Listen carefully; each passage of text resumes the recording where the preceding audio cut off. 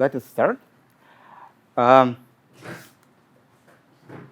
think this is a very familiar picture for you. What was going on here? So we have a learning algorithm that takes a training set of some size n and outputs a hypothesis h from some set of hypotheses of calligraphic h. By x-axis, there is a complexity of the set of hypotheses, and by the y-axis is this the risk. By risk, we mean, okay, 1 minus accuracy, for example, 0, 1 risk. And what happens if we increase the complexity of h? As long as complexity of h is small, your learning algorithm, so first we start to learn the necessary factors of variation in data. When we learn the necessary factors of variation data, our test risk decreases. But once your complexity of your hypothesis class becomes too large, and your algorithm starts to feed some necessary factors of variations, and your test risk starts to increase. So the left part is called underfitting, and the right part is called overfitting. And your training risk is always decreases, because as the size of hypothesis class grows, your algorithm has more room to optimize your training risk. But when this picture, what is the right boundary of this picture? The right boundary of this picture is when your hypothesis class is wide enough to fit all the training data. Just to fit it, and that's all. What happens if we extend this picture to the right? If we continue to increase our complexity of our hypothesis class? Actually, it depends on your hypothesis class and your learning algorithm. For example, consider a decision tree. A decision tree. For a decision tree, the natural notion of complexity is the maximum allowed depth.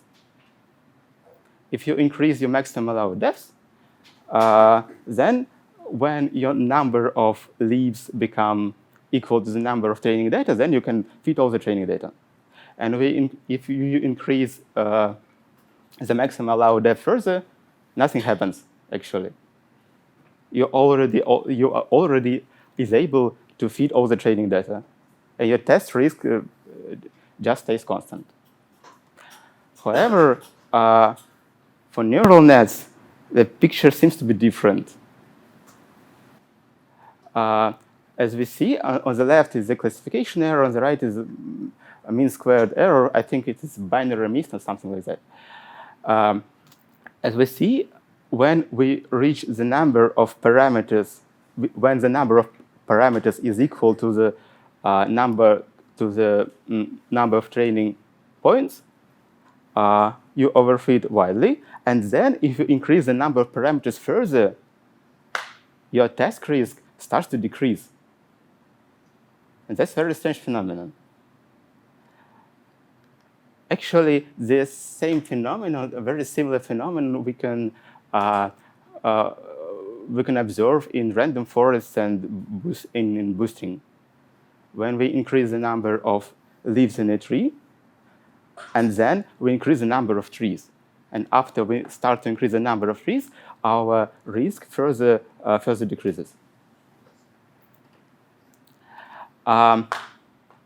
There's a schematic picture of this behavior. On the left side, you have classical regime, where you have a sweet spot when your complexity of hypothesis class is small, and then the test risk starts to increase. And after you cross the interpolation threshold, when a hypothesis class becomes enough to fit all the training data, you find yourself in interpolating regime, when you always is able to fit all the training data, but your test risk decreases. That's called interpolating regime. And the neural networks seems to operate in this interpolating regime. There are actually several phenomena that are strange. The first phenomenon that, of course, that when you cross the interpolation threshold and your neural nets are very wide or very deep, then your test risks become to decrease. Sorry, but not the only strange phenomenon. The second strange phenomenon is that your learning algorithm, which is gradient descent or stochastic gradient descent, is actually able to find a solution where training risk is 0. And that's not obvious because it's a local search method. There are no global guarantees to find the training risk, a point where the training risk is 0. But as we see, it can find such a point. So there are two problems, the two, I think, mysteries. The first mystery is generalization mystery. That's why that is why your test risk decreases as complexity of h increases. And the second one is interpolation or optimization mystery. Is that why your gradient descent local optimization method is able to find the solution where the training risk is 0. And I will try. One question. Yeah. Could you please say something about the particular setting they use to find this kind of picture? Can we say that we can just take any data set, any neural network we like, just increase the number of layers, and for sure observe this kind of picture? Or there are some specific in that setting? I'm not sure that can. I believe there can be some examples where it doesn't hold, but I don't know, because in all practical setting we observe such a picture, and more concretely in this setting there was a fully connected network with one hidden layer, and there was a binary MNIST, I believe, with 40,000 of examples, I think. Yeah, I'm not sure that this actually picture holds for any data set and any neural network, but that's for many practical settings it holds. So it's easy to get this by yourself. Yep. Yeah. So let's say something. Okay. Just some preliminaries, just some definitions. We have a data distribution D, and by Sn we denote the data set of size n. By F, X, and W we denote neural networks with weights W, with L layers, and with nonlinearity sigma. And we denote by DL the width of the L layer. So it's a deep, fully connected network. And L calligraphic A is loss. It's usually a convex loss, typically square loss, because for regression with square loss, the theorems becomes more easier to prove. But sometimes, and I will denote where, it is just any convex loss. And our learning objective is to minimize the training risk, which I denote by calligraphic L, by large calligraphic L, with hat and with N, on data set of size n. And our learning procedure is gradient descent or stochastic gradient descent. I will denote which one, with step size eta. So our observation is SGD achieves 0 training risk if your network is large enough. And initial hypothesis to come up with is that all local minima of your training risk are global, training loss are global. And this hypothesis is motivated by the following results by Lee. It says that if your training risk is smooth enough, it is twice continuously differentiable, and your gradient is L Lipschitz, then gradient descent with sufficiently small step size cannot converge to a strict saddle point. If it is initialized randomly, and your random initialization is absolutely continuous with respect to the back measure on. For example, if your initialization is not constant but Gaussian, that holds. So if you initialize your gradient descent randomly, then you cannot converge to any saddle point, fixed one. Quite intuitive result. There are some peculiarities with that, but I won't discuss it. Hence, if your gradient descent is somewhat guaranteed to converge to a minimum, then if your local minima are all global, then you are guaranteed to converge to a global minimum of a training risk. Let's try to prove it in some cases. So hypothesis is that, and case is the simplest case. The simplest case is a case of linear regression, where your square losses, you have a square loss and only one layer. It's a convex problem since it's trivial, or your local minima are global. However, if you take deep linear regression, you have a deep net, and you have square loss, but you don't have nonlinearities at all. Then, of course, it is equivalent. Your neural network is linear, then is equivalent to just linear regression, but maybe with rank constraints. However, in terms of gradient descent, they're not equivalent at all, because your weight spaces are different, your parameter spaces are different. Hence, it's not obvious that you don't have any local minima in the deep problem. Actually, it's not easy. It's not hard to prove. It's hard to show that zero, when all of the weights are zero, corresponds to a saddle point in a deep problem for some non-degenerate data. So you have saddle points. Why don't you have local minima? So there is a theorem by Liu and Kawaguchi, and there are actually two theorems. One is the following: if you have a local minimum of a deep problem, then the corresponding point on the shallow problem is a local minimum too. And the second one is all local minima of shallow problem is global.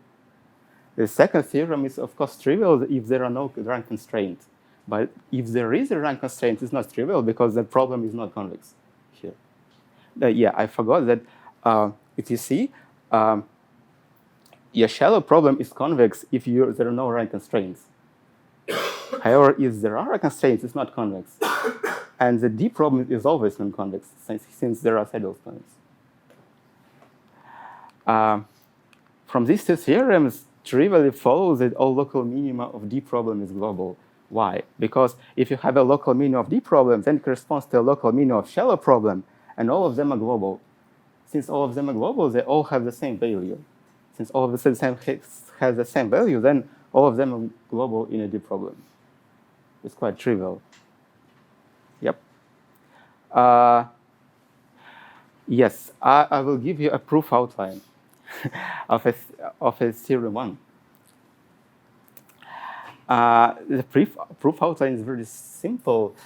So if R is the local minimum of shallow problem, what does it mean? It means if you perturb this local minimum, it can only grow. A loss can only grow. The same holds for a deep problem. If you have a local minimum of a deep problem, if you slightly perturb your weights, your loss can only grow.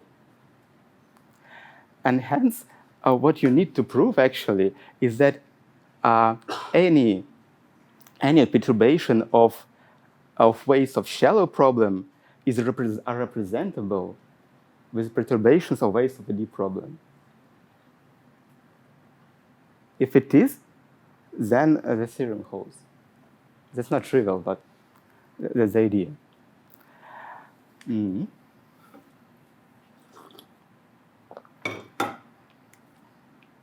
Yeah.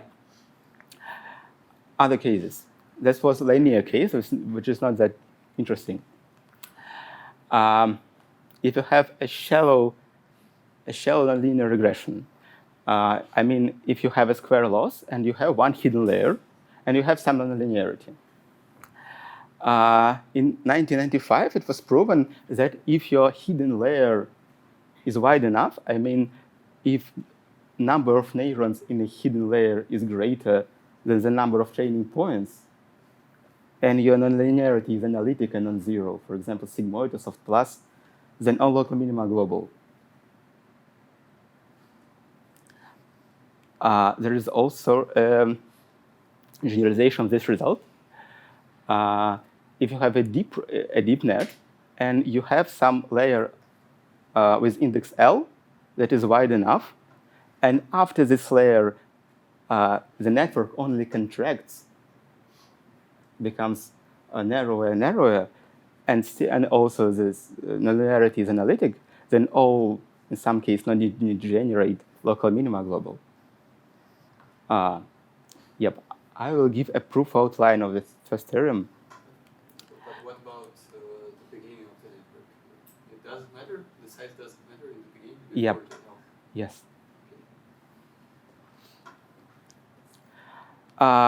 Proof outline of the first theorem. So you have one hidden layer, and then it has at least the number of training points neurons. So let me have a local minimum. Call it W1 to W1 is the weights of the input layer, and W2 is the weights of second layer. We define this matrix Z. Matrix Z is constructed from the hidden representations of every input point. Just hidden representations. It is the 1 by n matrix. Then your neural network is actually a linear regression with its hidden representation. There is a crucial lemma. The crucial lemma states that if your nonlinearity is analytic and it is non-zero, and your hidden layer is wide enough, then the set of weights of input matrices such that rank Z is not such that Z metric is not for full rank has a back measure 0. It almost always is full rank, almost for any weights of input layer. Yes, and from this holds the following: if it is full rank, then your linear regression is able to feed the training data perfectly. Because it's full rank, it is rank, and its rank is the number of training points. Then linear predictor can fit everything. And it does because it's a convex problem with respect to W2. If it holds that it's not full rank, then two possibilities. The first one, the loss is still 0. Then we're at local global minimum. If loss is greater than 0, one can show that such a critical point is unstable with respect to some dynamics. Hence, it can be at local minimum. I think I can write it down into a blackboard.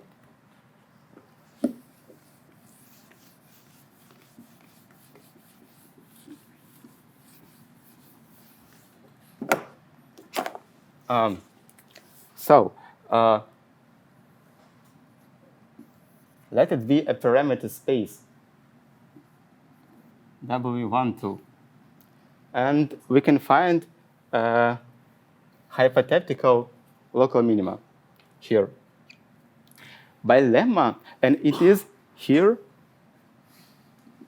rank is not full. And loss is greater than 0. We know by lemma that the set of such W1 for which rank Z is not a full rank has measure 0. Hence, I will denote this set of parameters for which Z matrix is not full rank by this line. What we can do? We can perturb this hypothetical local minima slightly. We perturb this, and then we can, if we perturb it slightly, then here,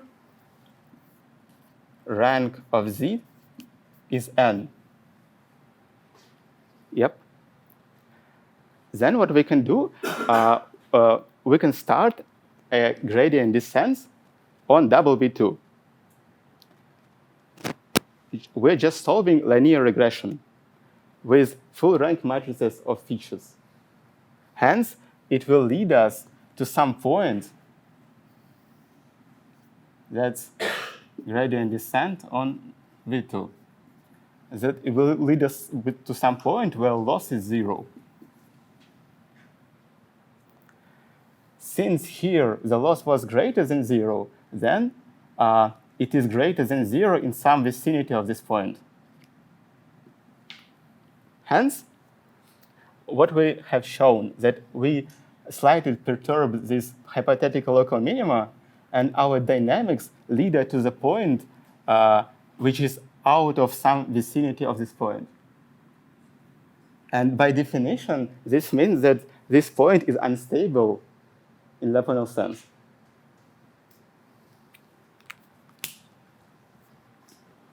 Hence, it cannot be a minimum. Yeah. All of these results are for square laws. And what happens for cross-entropy loss? There is a particular technical problem that for a network, you cannot have any minima in this space, R to the dimension of W, because all of the minima are on infinity, actually. Because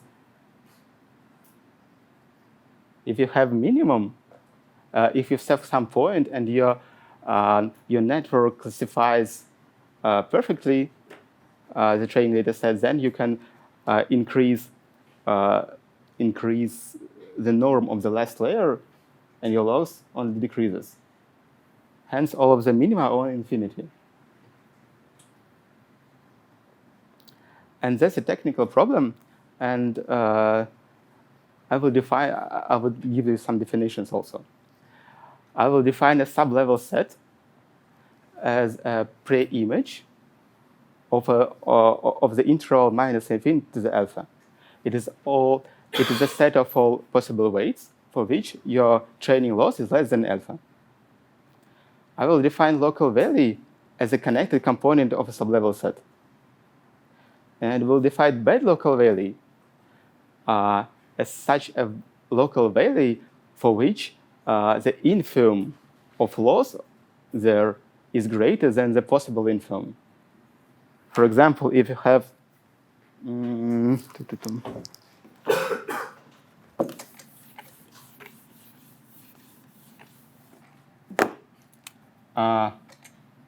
consider a loss surface which is one-dimensional, that's V, and that's a loss. Yep. There are no local minima because all of them are on infinity. And that's level alpha. And there are two local values. Here, that's one local value. And here, the second local value. This one is a good local value, and this one is a bad local value. Yep. So consider loss be any convex loss, for example, cross entropy, and as nonlinearity with the following properties: it monotonically increases, and its image is R. For example, Lickery-Lou surfaces. But rarely do not suffice. There are two theorems by Nguyen. The first one tells you, as for such a network, if you have a layer that is wide enough, its width is larger than the number of training points, and from then your network only contracts, then you do not have any bad local values. Intuitively speaking, that's not correct, but intuitively, this means that there are no local minima. The second theorem tells you if your first hidden layer is very large, and then your network only contracts, then all sublevel sets are connected. It means that, okay, a very similar result was proven, you know this result, of course, that for all realistic networks, the set of global minima is connected. And for simple networks, it just holds because of the second theorem. I will not give you any proof outlines for that. Yes. So, let's take It seems that you always consider just the case that the number, in some layer you have number of nodes more than number of points in the data Yep. set. Right. It means that actually the only thing you need to do is just to feed a linear regression on this layer. Yes. And everything, the rest of the network just doesn't matter. And if you always transform your program to learn just linear regression, then you just use the results for linear regressions like that every local minimum is a global, and it's okay. Mm-hmm. But the problem is that we never train neural networks in this setting. Yes, you're right.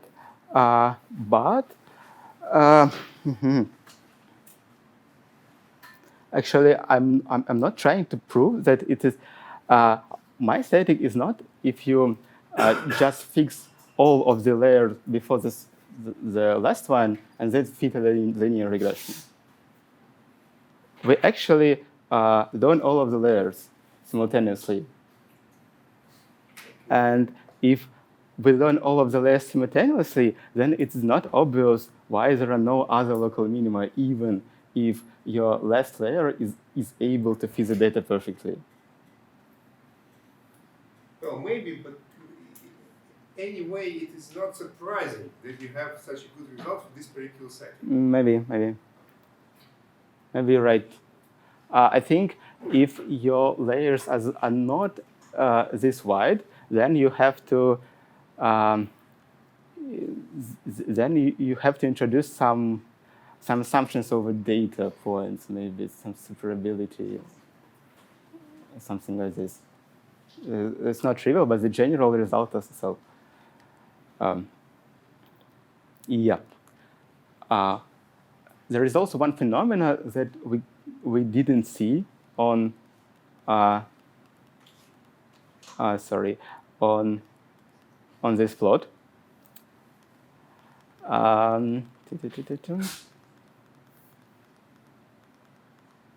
The phenomena is the following. Many times, usually, if your network grows wider, then your number of parameters grows, your optimization becomes easier. So I have some convolutional network, and what do I do? I just increase the number of filters in the convolutional layer by some factors. Then the number of parameters grows. And as you see, your training accuracy, as the width factor grows, converges to 1 faster. Oh. It seems to be faster. So, what do we observe? Optimization becomes easier as the number of parameters grows. And a hypothesis that we can state is that your last function decreases linearly with the number of steps with gradient descent or with stochastic gradient descent, and your coefficient beta grows with the dimensionality of weights. That's our hypothesis. Actually, there is a problem. It grows to 1 or what? Yeah. Okay. there is a problem actually. In a general setting, it seems that more parameters leads to harder optimization problems. For example, there is a result by Jin, and it states that for a general function, which is twice continuously differentiable, and it has Lipschitz gradients and Lipschitz Hessian, for appropriate choice of hyperparameters, some perturbed gradient descent. Perturbed gradient descent is a gradient descent with a particular model of noise, which helps him to avoid saddle points, something like this, achieves epsilon second order stationary point in this number of iterations. And as you see, the necessary number of iterations grows polylogarithmically with the number of weights, since it seems harder to optimize as the number of weights grows. But we see the opposite picture. But this log is almost a constant, no? No. If the dimensionality of W is 10 to the 8, 10 to the 8, then it's, okay, it is of the order of 10, then logarithm to the to the fourth power is of the order of 10 to the 4, which can be large. Of course, I don't know the constant here. But, yeah. So that is our hypothesis. And we'll first consider a two-layer nonlinear net with square loss. And here we denote D by D, the dimensionality of input data. By M, we denote the number of hidden neurons. And by sigma, a nonlinearity. By W, the number of input, the number by the weights of input layer, and by R, by A, the weights of the output layer. And what we solve is just linear regression with square laws. For simplicity, we consider continuous time gradient descent. Okay, let's do for simplicity. Yeah. What happens actually if we train the output layer only? So we initialize our input layer and then we train the output layer. That's a linear regression, of course. And what happens here? We denote by Z matrix the same matrix as before, the matrix of hidden representations of data points. And it's not hard to prove just by considering the dynamics of loss. If we know the dynamics of the output layer, we know the dynamics of loss, of course. And we can consider the dynamics of loss and see that it is driven by this equation, differential inequality, where lambda minimum is least eigenvalue, and H out is some Gram matrix. It is positive semi-definite. It is constructed by matrix Z.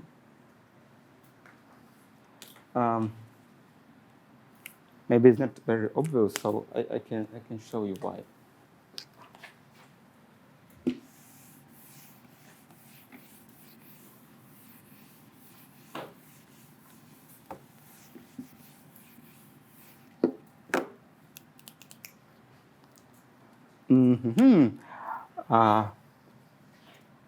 So our goal is d loss by dt. D loss by dt is simply d loss by dA by dA per dt. dA per dt is minus d loss per dA. Sorry, that's transposed. Hence, it is minus d loss for dA by dA transposed over d loss per dA. What is d loss by dA? It is simply minus Q minus sum over I and G from A to N, F A ZI minus YI by F A ZJ minus YJ by 1 over M ZI by ZJ. I'll write somewhere else. So this is elements of H out matrix, and this guy seems like loss because it is just square term, kind of.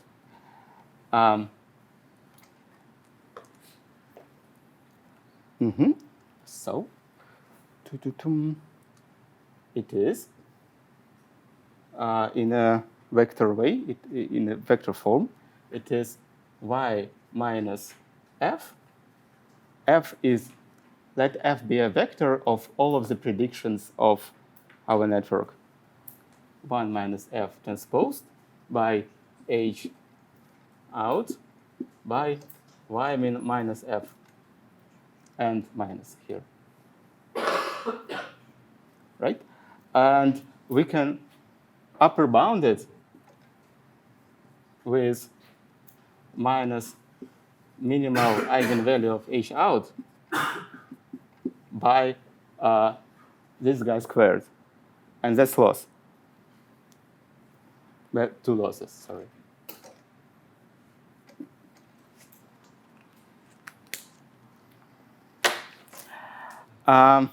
Of course, this matrix H out is always positive semi-definite, since then the minimal eigenvalue is not less than 0.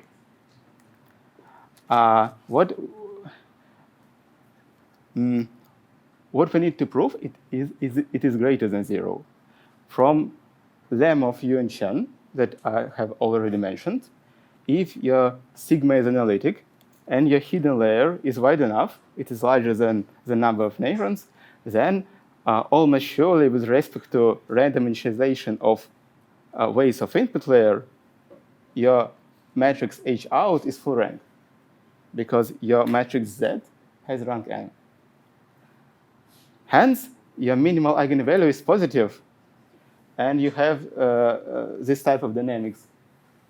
It means that your loss decreases to 0 very fast. Why you have an exponent here? We just solve this equation. Okay. Yes. Okay, if you train only the last layer, the output layer, then the result is very simple.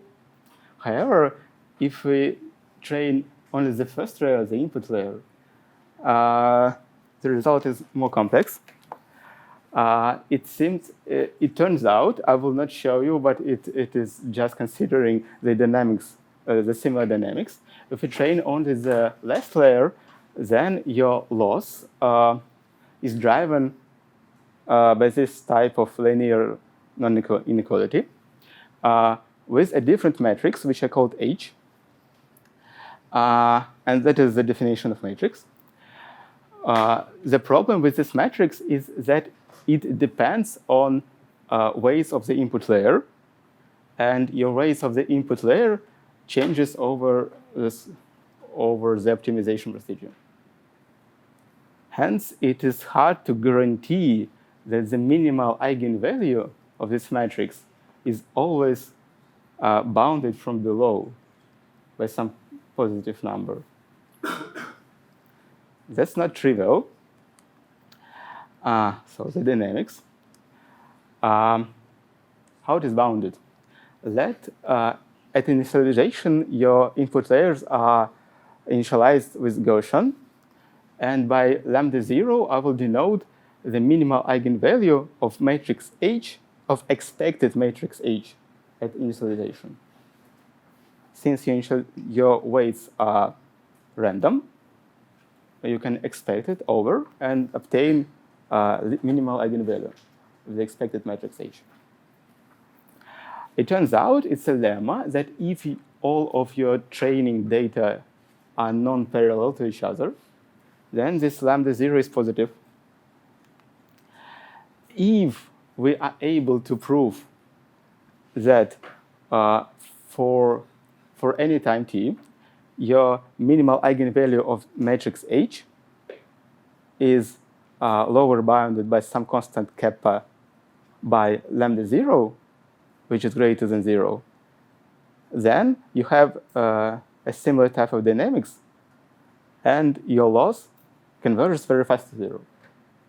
But if we can prove this, such a statement. That was for continuous time gradient descent. For discrete time gradient descent with some step eta, it is possible to prove a similar statement. If your learning rate is sufficiently small, then you have the desired rate. It should be not alpha but eta here in the formula. It was a mistake. Yes. Then there is a theorem, a recent theorem by Do, that if all of your data are normalized by 1 and all of your targets are bounded, and if you initialize your weights as following, then with probability at least 1 minus delta over initialization, and with number of neurons this large, n to the 6,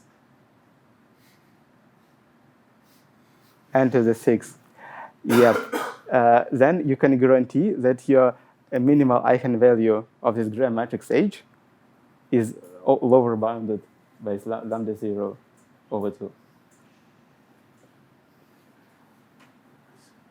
Quite non-trivial, yeah, a beautiful but not trivial result, n to the 6, yes. So if you train only the input layer, then you require a lot of overparameterization.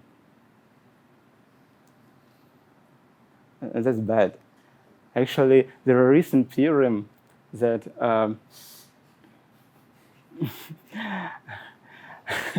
that says that n to the 4 is enough. And it seems that with a similar type of analysis, it's hard to prove anything better than n squared with like this type of analysis. But that's the best result available. Yes. When you try to solve that, actually the speed of convergence connected with the size of yeah, that was the hypothesis, but I haven't seen any theorem that proved it.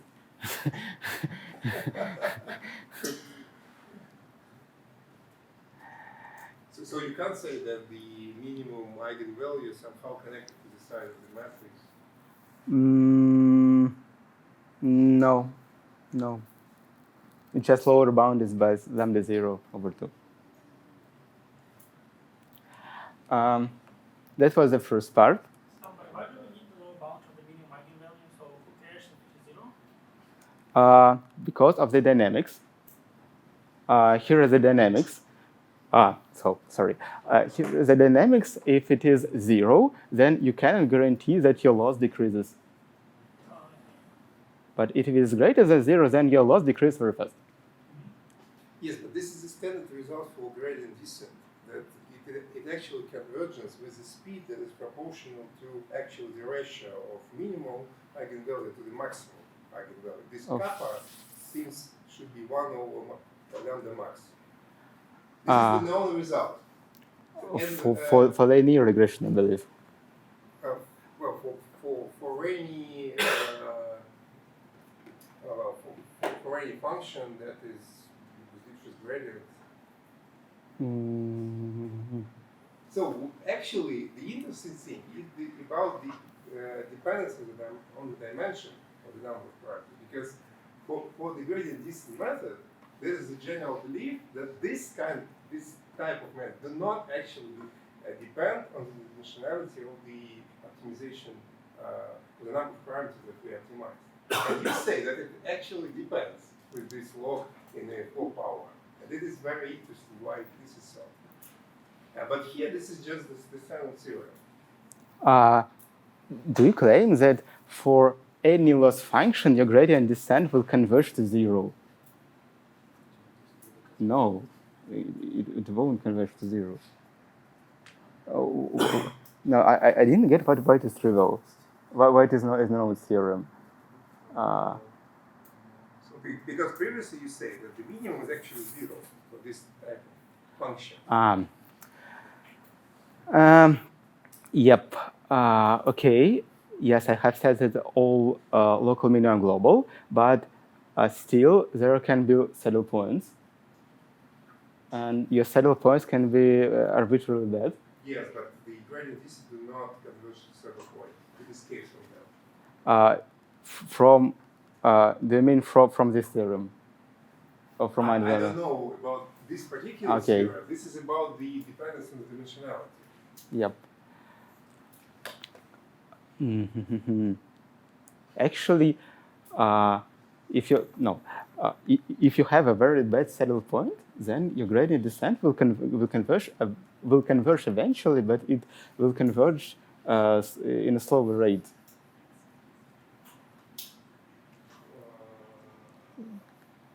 In a slower rate comparing to what? In just a slow rate, not a slower rate. So if there are saddle points, Yep. you say that this degrades the speed of convergence of the gradient descent. Mm-hmm. Okay, and now let's return to the theorem. Also, I forgot something. A crucial part is that the theorem of Vidu is proved for ReLU nonlinearity. For ReLU, not for sigmoid, not for analytic functions. If your function is ReLU, then you cannot guarantee that a given number of nodes large enough, or local minima global. And this theorem holds for ReLU. Okay. Yep. I have another question about the previous part. Mm-hmm. So, Which one? when we deal with the cross-entropy loss function, Mm-hmm. one way to do it is to consider sublevel sets. Mm-hmm. Yes, but another way to deal with that is to imply some kind of constraints like L2 penalty or Mm-hmm. like constrain the Lewis constant of the function, etc., etc. Are there any works that go into that direction? Because like any popular neural architectures, these kind of things. I'm not aware of them. I don't know simply about. And like then, if you have L2 regularization, your loss would have like local optima. Mm-hmm.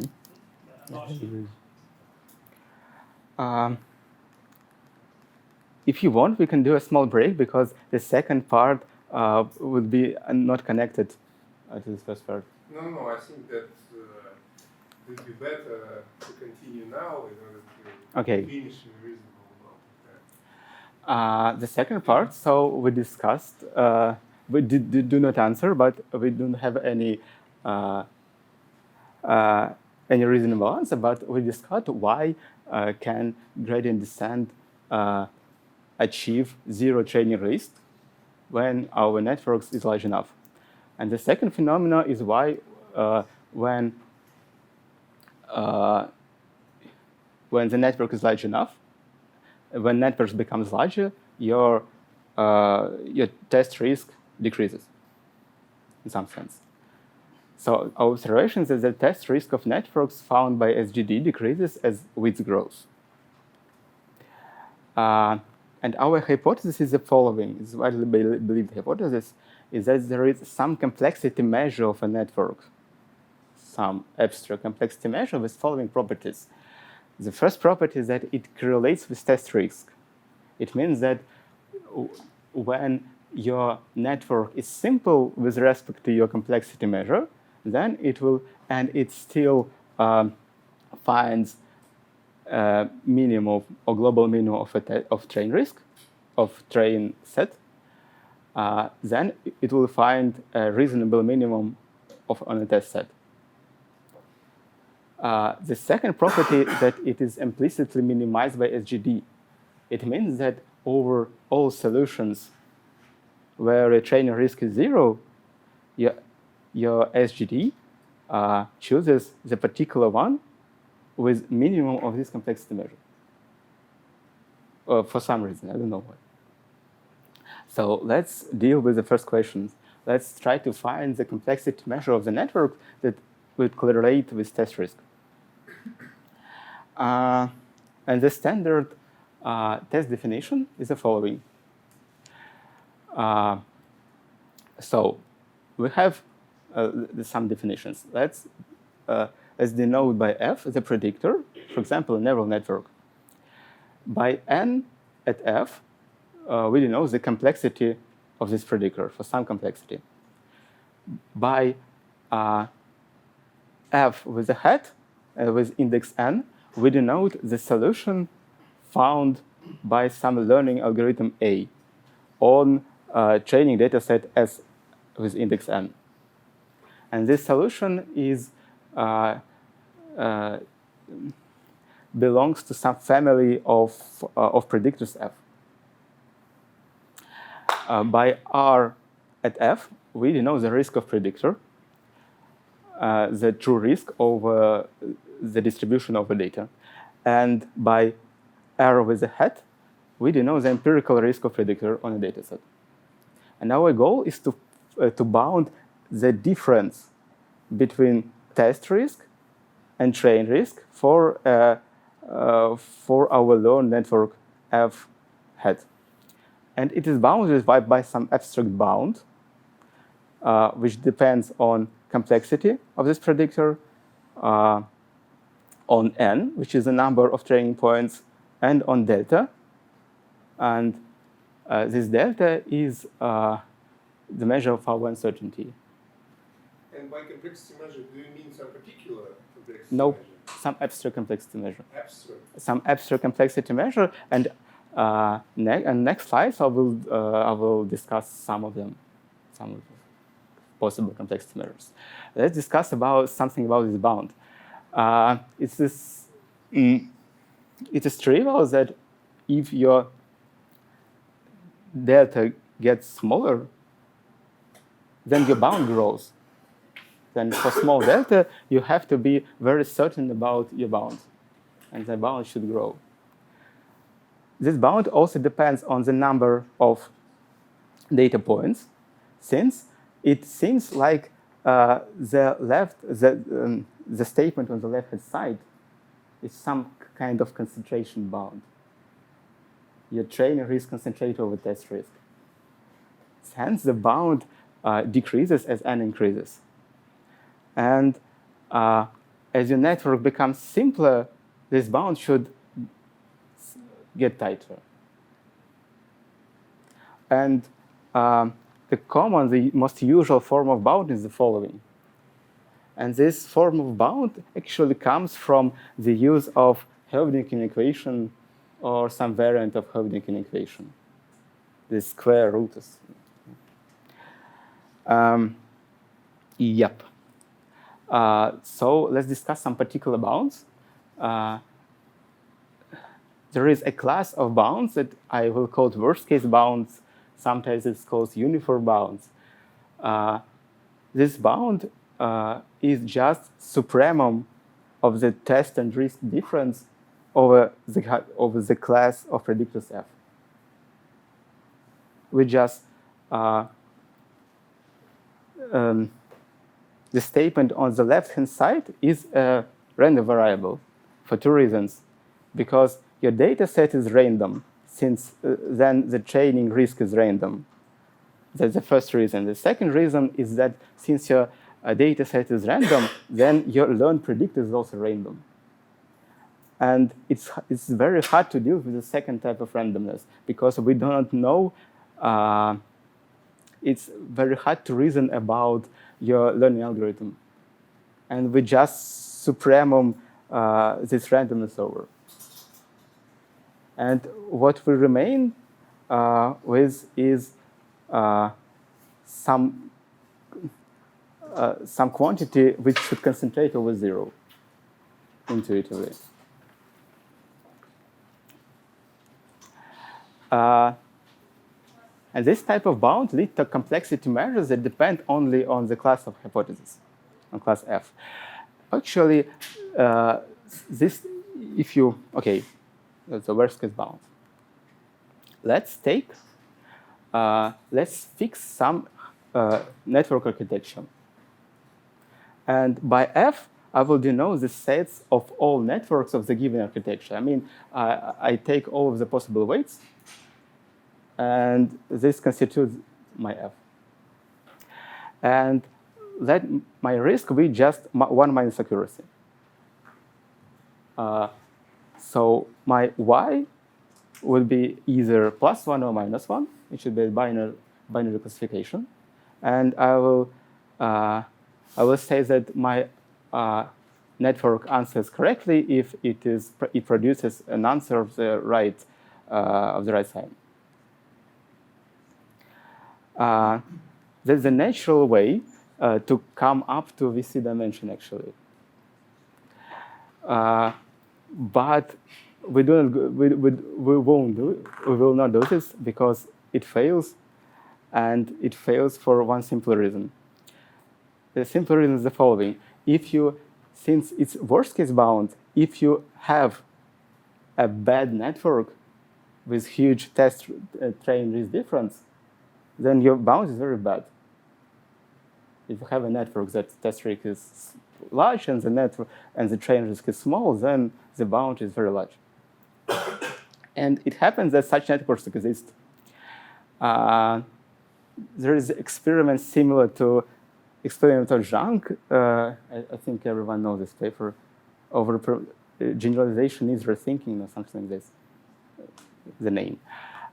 In this paper, they train VGG network on a data set with permuted labels, with random labels. And the VGG managed to fit all the training data. And I can do the similar experiments where I take a training set, which is normal with right labels, and I can add to this training set a special training set with a prime for which the labels are permuted. Then the network will learn everything. Actually, on a training set, on the correct training set, it will have 100% accuracy. And on the test set, it will be close to random guess. And yeah. Don't you change the data distribution thing? No. Okay. I think I should write somewhere. No. You have a train set. Okay. You have a train set Sn, and you have some, not M. Okay, let's be M, which is a train set with a prime, and I can train, and here I permute labels.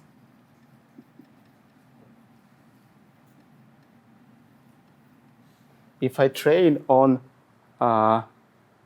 both training set and training set with a prime, I will come up with a network for which risk on training set is 0, and risk on the test set is like a random guess. I do not mess with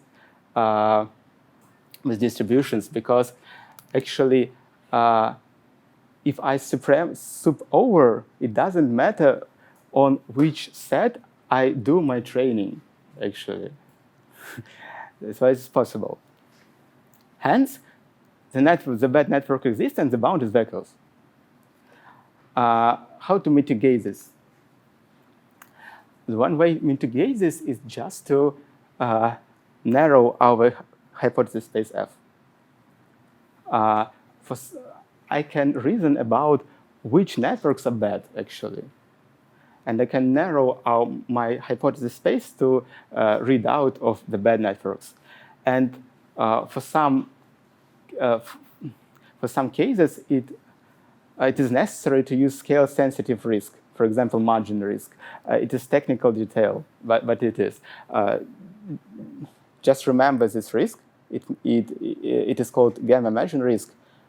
In this risk, I will say that my network tells correctly on a positive class if it outputs a number which is greater than gamma with some margin. Okay, it's just a technical detail. One way to narrow our hypothesis class is the following. For example, we have trained our network and we obtained a network with such a weights. And by the hypothesis class, we can consider a network with weights not greater than the learned one.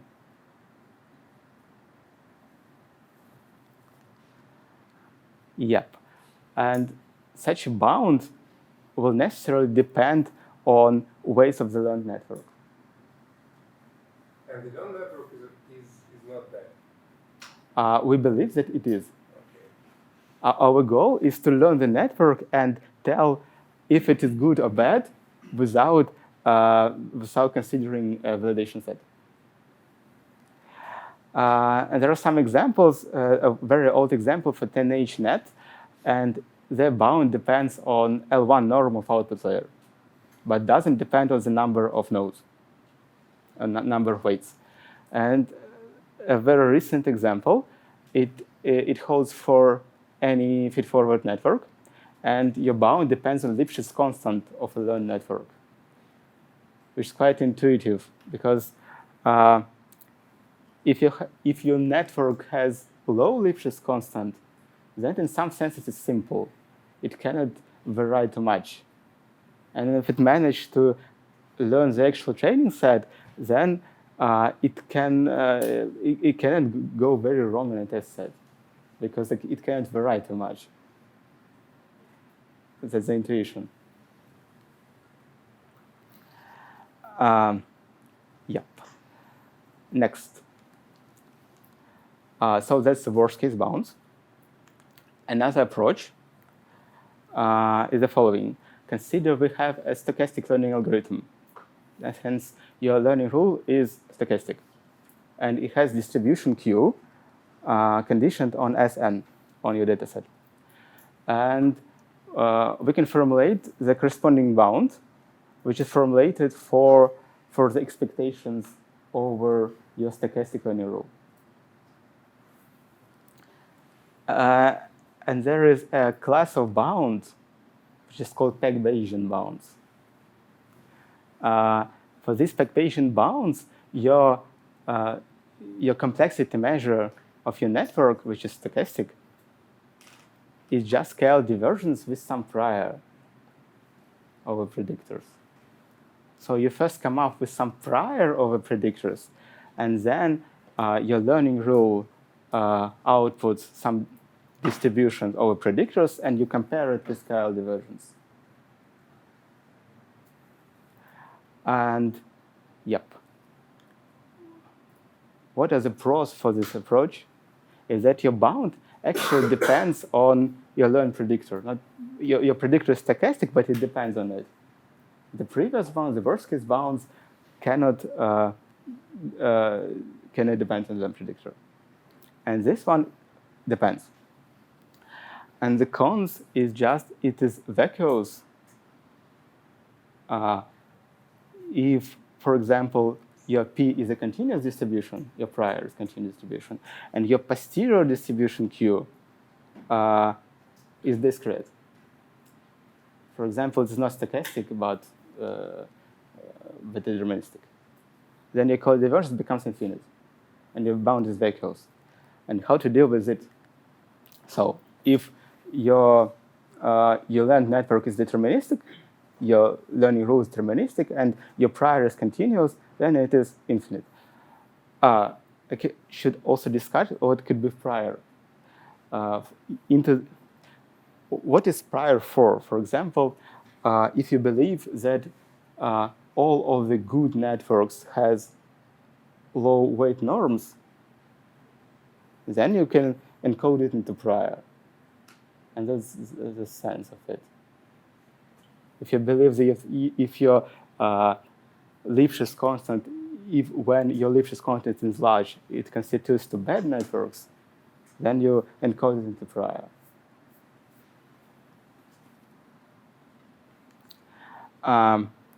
There are several.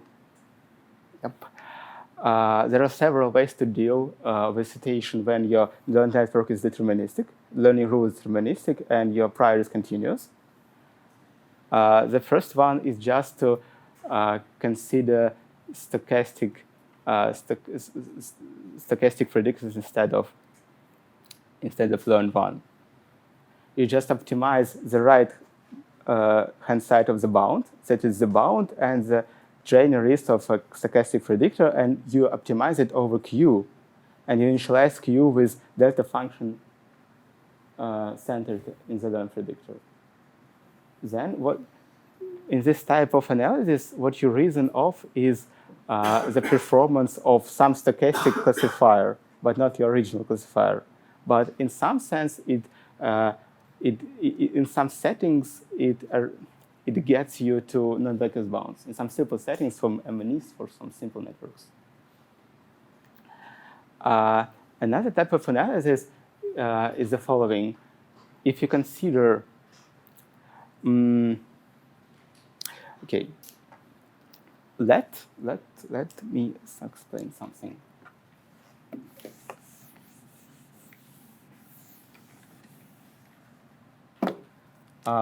Let it be a weight space. And that is the network that our learning rule found. That's Fn, A by Sn. And we can suppose that your learned network does not only classify your dataset, training dataset correctly, but does it with some margin. If it does it with some margin, then if you perturb it slightly in some vicinity, all of the network will classify the training set correctly, but with less margin. So here, in this setting, your risk with margin gamma is 0. And on this network, your risk with lower margin gamma prime is 0, 2, whereas gamma prime is less than gamma. That's the intuition. And this type of analysis leads you to the way that you can find some network Fn and then add some noise to it. And it won't spoil it too much. It will still classify the set correctly, but with lower margin.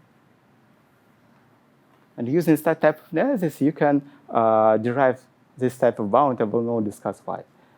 I think it's not really. Do you understand correctly that the loss in the risk and the loss during training are different things? Can be, or should they be the same? Sorry, once again. So this margin loss, so is the neural network trained with the margin loss? No. Or is it the loss in the risk? The network isn't trained with margin loss. You can train it anyhow with cross-entropy loss, for example.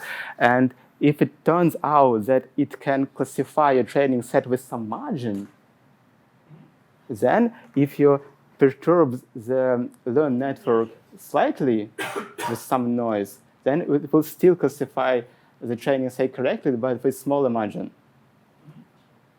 Hence, you can substitute your training network with stochastic network centered on this trained network. I think it's basically true for any continuous function f if f classifies correctly. Any continuous function if classifies correctly, just collectively with the margin, I think. Well, if it classifies correctly, then there is a margin because the data set is finished. Okay, you're right. Yep. And the third way to deal with such situation, when your f is deterministic and the prior is continuous, is somewhat cheating, but okay. Let you have some coding C. And with this coding C, you can encode your hypothesis, your predictor, with this number of bits, which is finite. And then you can introduce a prior. This prior is large when the number of bits required to encode the hypothesis is small. And it's small when this number is large. This prior says that simple hypothesis is more likely. By simple, it means that the number of bits is small. With this type of prior, since the number of possible codings are at least countable, at most countable, then the Kerr divergence between delta function and this prior is finite. And it's possible to introduce a bound. However, it's kind of cheating because it doesn't reason about the original network, actually. It reasons about a encoded network and decoded once again. So that is the bound. Let's discuss all of them simultaneously. For all of the bounds, there of course should be some sanity checks. The first sanity check is that the bound should be non-vacuous. It should be at least less than 1. Many of the bounds are vacuous, actually. Many of them, most of them. But some are not. But some are non-vacuous.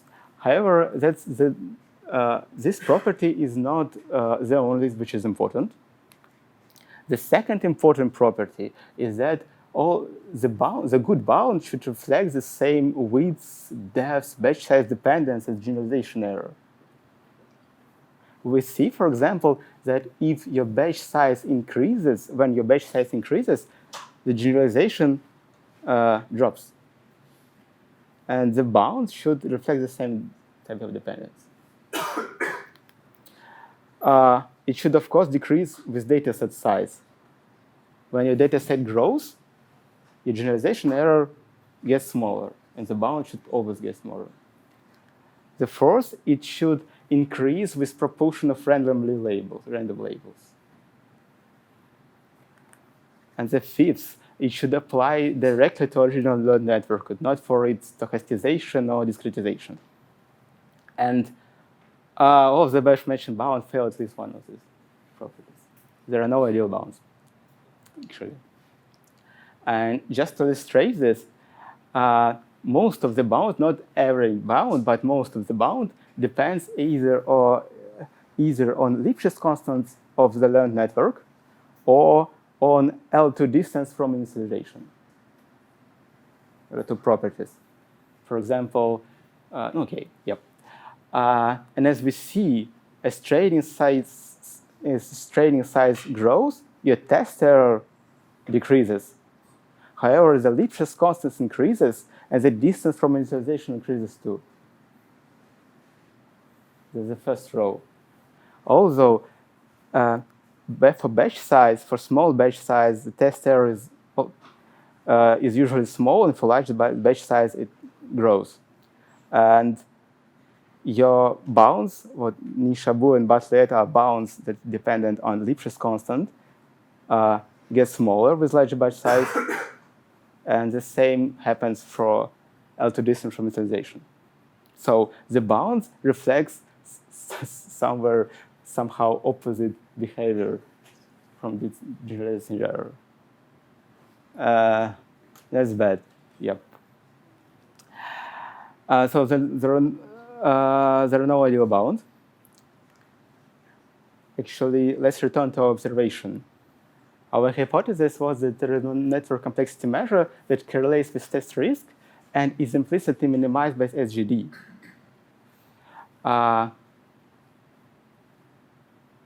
Just as a teaser,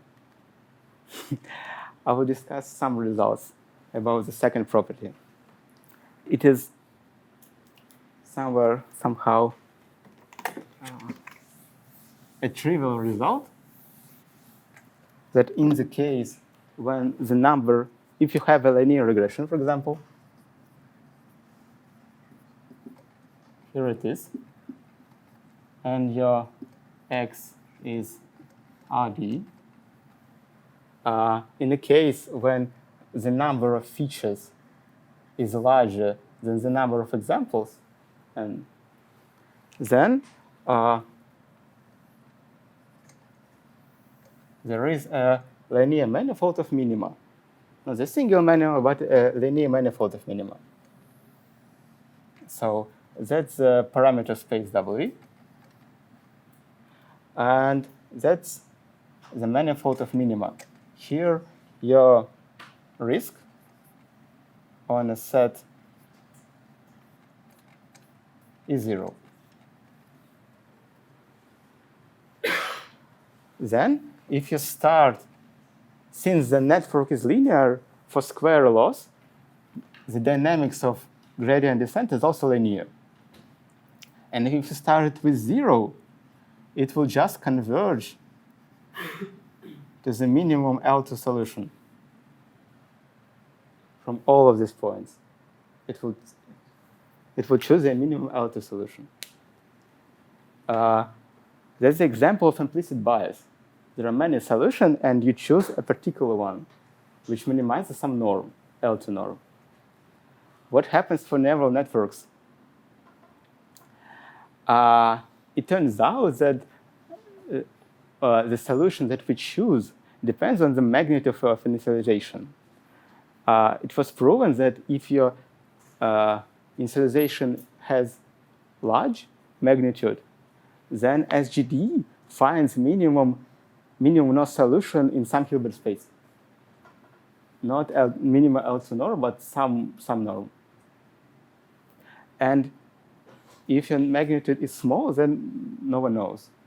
But it's argued that actual regime where your neural network operates is a second regime, the regime of a small initialization. Yep. That's all. It's a finish. That is the last slide. Okay. Yep. Could you please return to the bounds of the couple of slides? But here, the next slide. No. With the graphics. Plots. Okay. So does it mean that there's no reason to try to follow the neural network to try to decrease, for example, Lipschitz constant in your network in order to increase your generalization ability? So say we have learned some more or less good networks, fix the Lipschitz constants, and then try to optimize over all possible weights, trying to decrease the Lipschitz constants on every way. And because of these graphs, you say that this is not beneficial procedure, since actually trying to minimize this bound would not lead you to a lower test error, or not? I wouldn't say that, because these plots are obtained usually with a specific optimization procedure. It means that your optimization procedure are so that when your training set increases, your test error decreases, and your Lipschitz constant increases. But maybe there are some solutions where test error is low and Lipschitz constant is low too, but your gradient descent doesn't find them. Didn't find them. So you do not know any paper that tried to do something practical with all these bounds that you have discussed? Yep.